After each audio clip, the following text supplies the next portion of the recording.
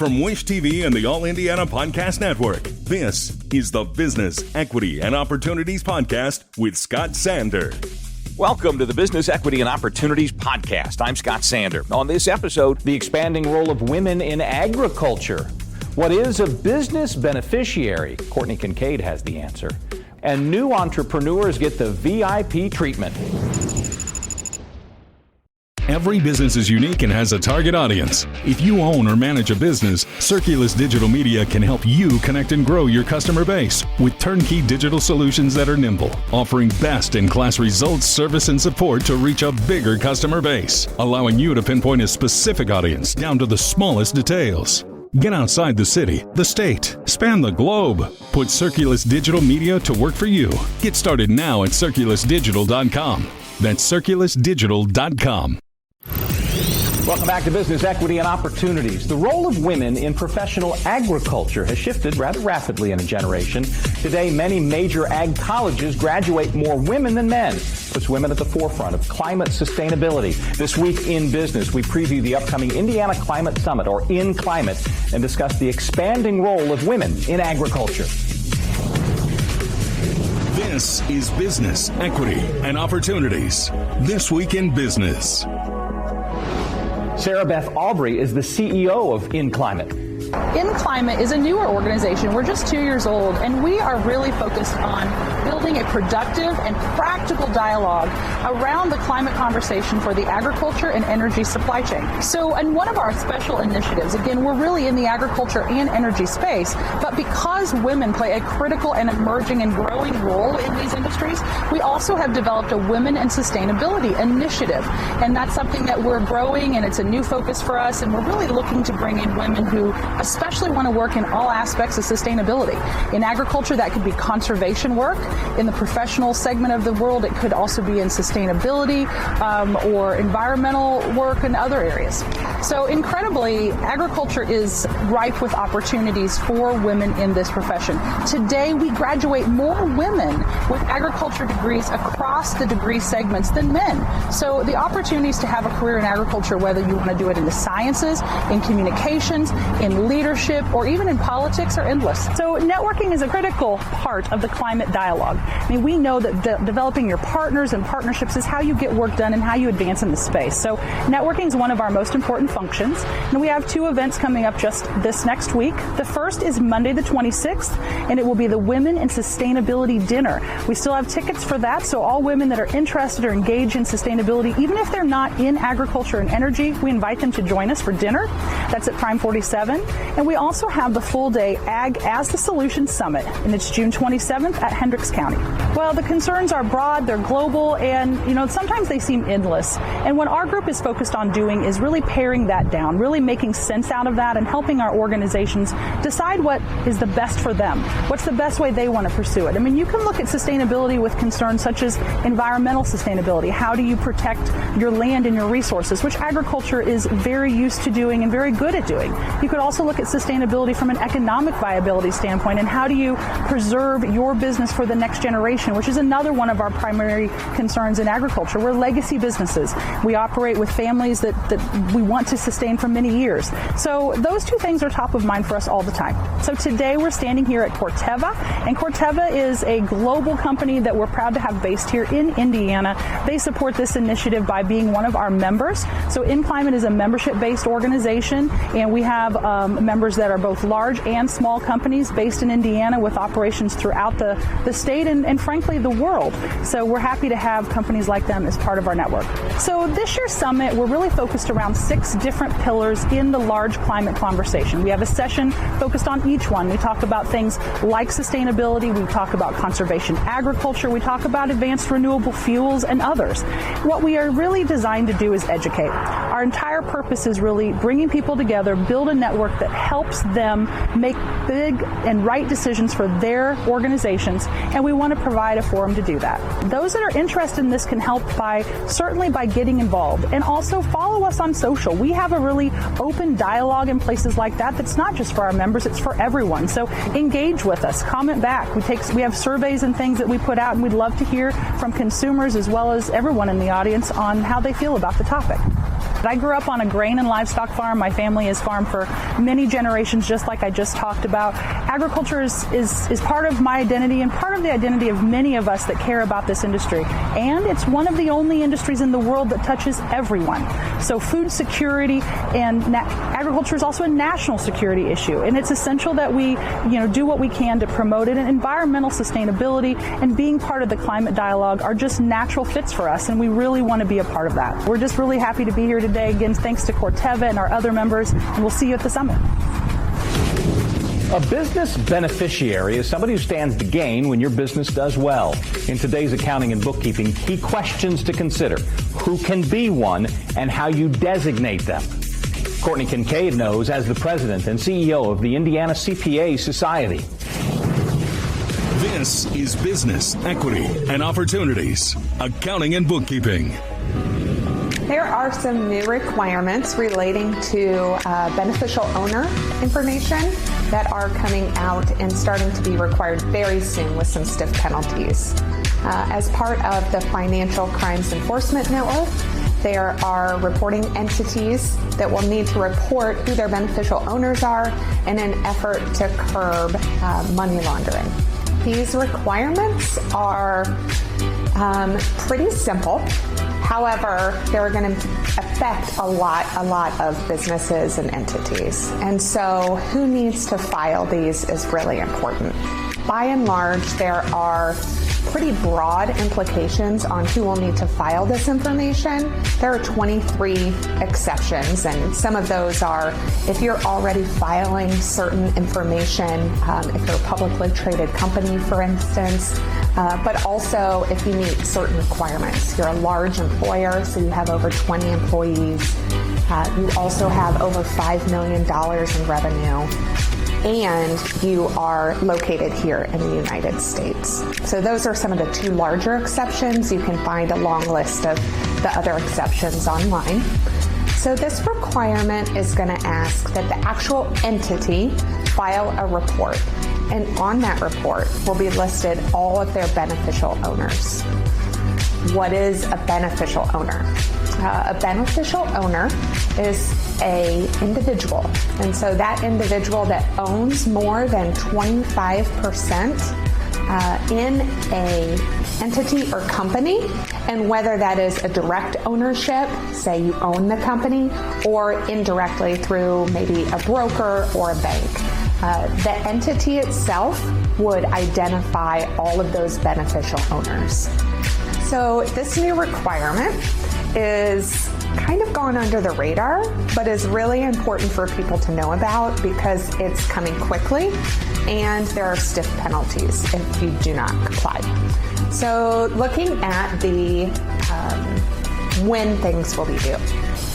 If you already exist, you're already a company or a legal entity, you will be required to file no later than January 1st, 2025. So the next year will be very busy in getting these ready and getting filed. A CPA can help you with filing these, making sure that you're meeting all of the various requirements that the form lays out. For some organizations that might be sole owners, this is still a requirement, but you as the entity would then also name yourself as the sole owner and the beneficiary.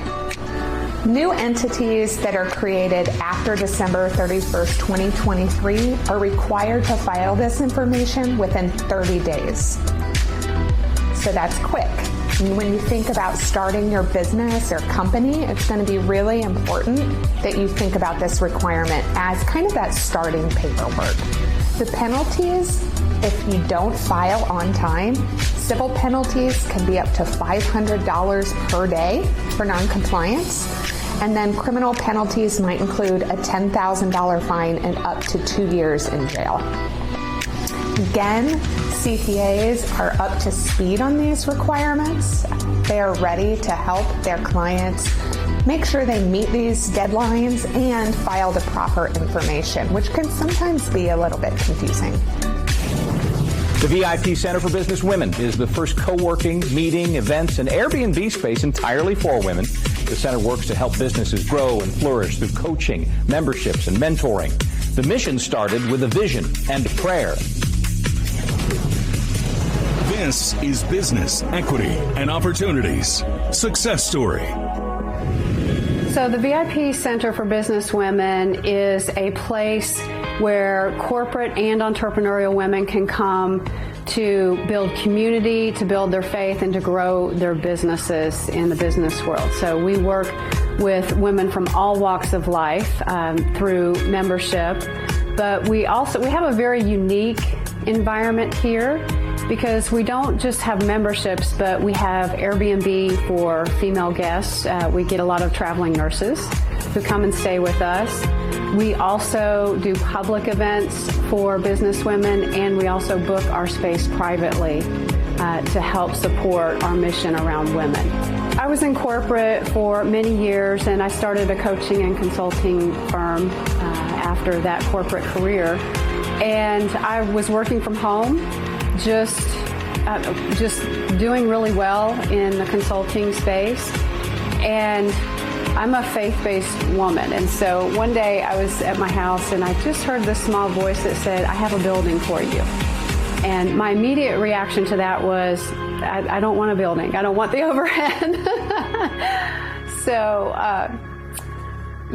it took me a little while for that to grow on me, and then I eventually started looking for a building, not really sure what it was going to be all about. And we came to this building. This building was not even for sale, but it was arranged through my real estate agent. She knew about this house. And I walked in here to this place. It was in shambles. It's a 1903 mini mansion and had never been fully renovated. And the moment that I walked in here, I knew exactly what it was going to be. And it's what it is today and even more. So it's a really beautiful story of everything. My husband and I took 9 months to renovate it. We survived that together. And we opened up August 23rd, 2019. We have a wide variety of women who come through. We have a lot of corporate women who want to make the leap into entrepreneurship. And so we actually help them to do that at a very practical level.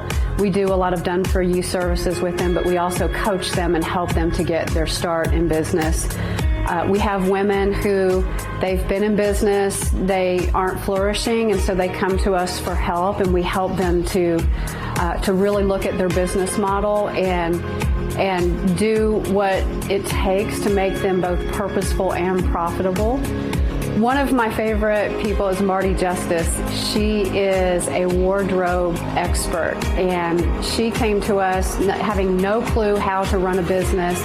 She just knew that she was an expert at helping detox closets, so we helped her revamp her whole business, and now she is rocking and rolling. She's got clients, and she's doing great at her business.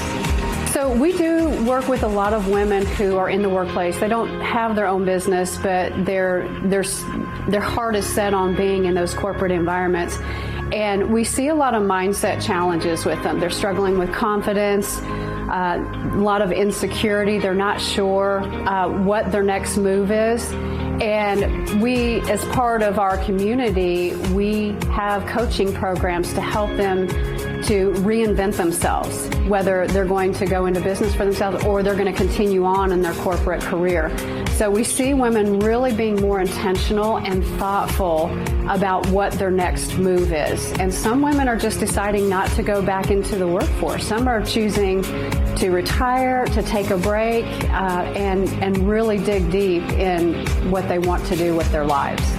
I think a lot of people look at small business as, honestly, they look at it as a losing battle, but that's not what we're finding. We have a special niche of women that they're really dead set on bringing their talents to the marketplace, and we're helping them to do that. Everybody who comes through here, I think it has a lot to do with just getting the training that they need and the understanding. Women, they're not born knowing how to make their website. They have no idea how to create a marketing funnel. And those are some very simple methods that we can teach them so that they can be successful in their business. And women are doing that. It's just a matter of them really wanting to do that. And we spend a lot of time building them up and building up their confidence. Yeah, when I was in corporate, the common theme was, well, you can only be good at one thing. And that's absolutely not true. I mean, I was in corporate, an artist. I love to do a lot of things. And I think that the climate now is so ripe for that, for women to do multiple things and be successful at those. And they all, they all align and click together.